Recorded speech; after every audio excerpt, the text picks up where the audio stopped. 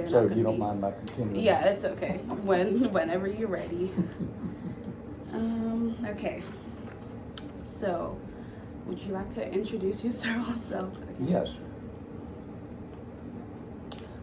I'm Sam Moss, Darlington class of 1963, Dean of College Guidance at Darlington for about another month and a half. All right. Okay, so these are different questions about, the past generation and, this generation, trying to see the, the difference and also the same things that happened then and now. So my first question would be about migration and settlement. So do you believe that the Immigration Act should have allowed more immigration into the United States? Yes.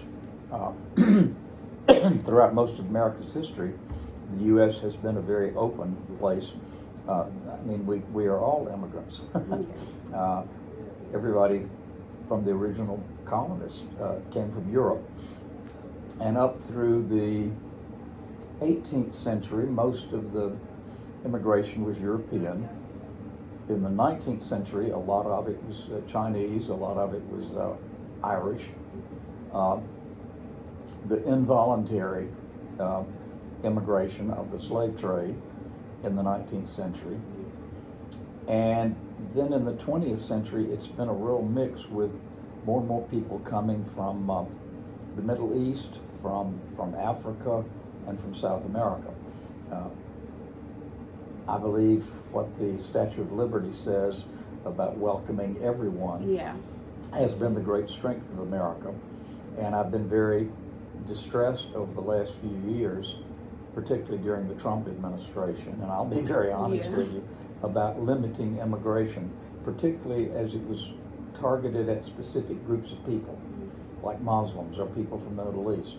I think anyone who wants to come to this country to think it's a place they'd rather live and have a better life ought to be given that opportunity. And I hope that there will be enough safeguards so that they can do it legally. Yeah, I agree with that too. Okay. Another question is about the coronavirus. It was a big thing. It was terrible for everyone. Would you relate the pandemic that happened recently to, recent pandemics that happened, during your time? The pandemic that hit my time was polio in the 1950s, which had started back in the 1930s, and the most famous victim was Franklin D. Roosevelt, who lost the use of his legs for the rest of his life. And yet he was the longest serving president ever. He wore braces on his legs, but without them, he had to be picked up and lifted out of chairs. He essentially spent his whole life in the wheelchair from the time he was in his 30s until his death. But the interesting thing about the press is they never took pictures of him in his wheelchair. Never? Never. And it was just an understanding that you did not want the president to look like an invalid. And he had actually trained his body to fake walking. Oh. He could, once he got his legs braced, they could lift him up out of the chair, and he could sort of twist his body as long as somebody was holding onto his arm, so it looked like he was walking. So you see all these pictures of him standing on a podium, and one of his greatest fears when Japan attacked Pearl Harbor, and he knew he had to speak to Congress the next day to declare war, his greatest fear was that as he had to walk down the aisle of Congress in front of the world, he would fall. And one of his sons was always at his side, but again, he sort of faked by swinging his hips so that it looked like he walked, and he made it. So polio, but the point I was getting to is when I was a kid, in order to go to school, you had to be vaccinated against polio, mumps, diphtheria, smallpox, and I think even measles, and nobody ever questioned it. And that's what just blew my mind during the pandemic, when people were saying, you can't make me get a shot. Well, my next question would be on the American identity, because it's always been, I don't know how to explain it, so I'm just gonna get straight to the question. Would you say you're familiar with women's rights, the women's rights movement? Oh yeah. Yeah. Were you part of it, or did you support the women's rights movement? I supported it wholeheartedly. Okay. And it was a direct follow-up to the civil rights movement. I think the civil rights movement gave birth to the fact that women suddenly wanted equal pay. There's what's referred to as the class ceiling, meaning you can only go so high as a woman, and then you can't get any higher. Well, that was the same feeling that blacks in this country had for generations. And so the civil rights movement and the women's movement, to me, are very connected. It's hard for me to believe that women couldn't vote in this country until 1920. Yeah. I mean, that's crazy. It's very crazy. And of course, there's still politicians in this state and all over the country trying to make it harder to vote. And they want it to be harder for minorities, for immigrants. There's still that attempt to keep people who are different or have different political views from yours from voting. That's the biggest change I've seen in America politically, which is really frightening. Yeah. A question that I'm really excited about to hear what you're gonna say is 9/11. Okay. It was a terrible thing that happened, but do you remember where you were when you heard the news about 9/11? I was sitting right here in this chair. Oh, wow. Yeah. And right across the hall where Mr. Bell's office is, that was a faculty apartment then. And one of our young teachers, Larry Baker, who was an African American from Philadelphia, came running out of he had just turned on his TV during his morning break. He had a free period and was drinking coffee and watching the news when it happened. And he came running out and grabbed everybody and said, "You're not going to believe what's just happened. Planes have hit the World Trade Center." So we all rushed in there and watched it. And then every TV on campus was turned on, and as everybody gathered to see what was happening. Yeah, I remember it vividly. And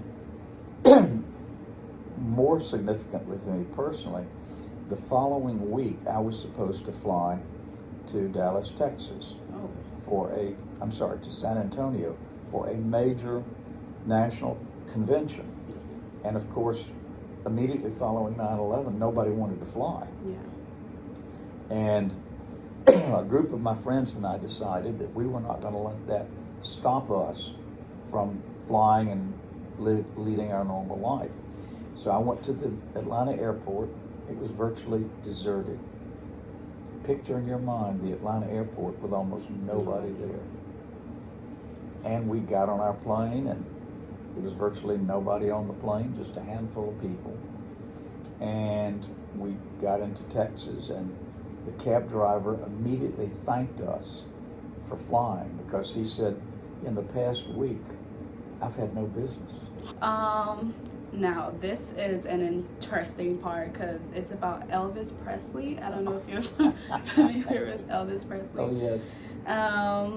The first time you saw him make, his way onto the TV, live TV, what were your thoughts about that? How did you feel about that? Was it exciting? Was it weird? I thought it was really cool. Yeah.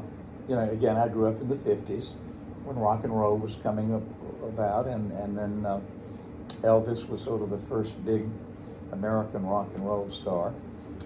Another one was Buddy Holly, and his group was called the Crickets, and that's where the Beatles got their name. They were big Buddy Holly fans, and they said, well, if he calls his band the Crickets, we're going to call ours the Beatles. And then I shifted from the 50s rock and roll to the 60s, my college years, the Motown sound, all out of Detroit. African American music. It was a man named Barry Gordy owned Motown Records. It was the Supremes, the Four Tops, the Temptations, Maurice Williams and the Zodiacs, Aretha Franklin singing Respect, R-E-S-P-E-C-T. I mean, that was my music of my college age, that and the Beatles. And I remember when I first saw the Beatles on TV, my freshman year in college. Yeah, But yeah, Elvis was a big part of starting it all. Now moving on to politics and power. So how do you think the world reacted to the first Black president, Barack Obama? I think most people who think the way I do were thrilled and delighted. I think a lot of people who were privately racist really, it almost gave them a target.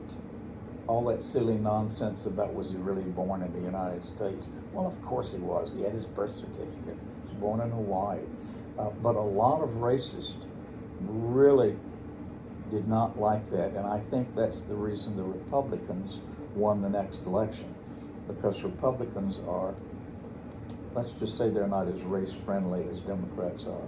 And I'll be real honest, I'm a liberal Democrat. I'm pretty left wing.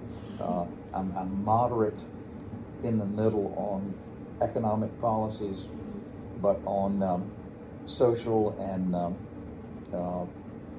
political issues, I'm pretty much, yeah. Now moving back here to 2022, what do you think about President Biden calling Putin a war criminal? I think it was perfectly justified. Oh, okay. I could not agree with him more. Putin is evil, and Trump, his big buddy, let him get away with too much. And I still think that the Russians, through Putin, gained a lot of clout in Washington because Trump admired him. Trump was a dictator. Putin was a dictator. Dictators like each other. That's my feeling as a Democrat. Okay. All right. I'm a big Joe Biden, Kamala Harris fan.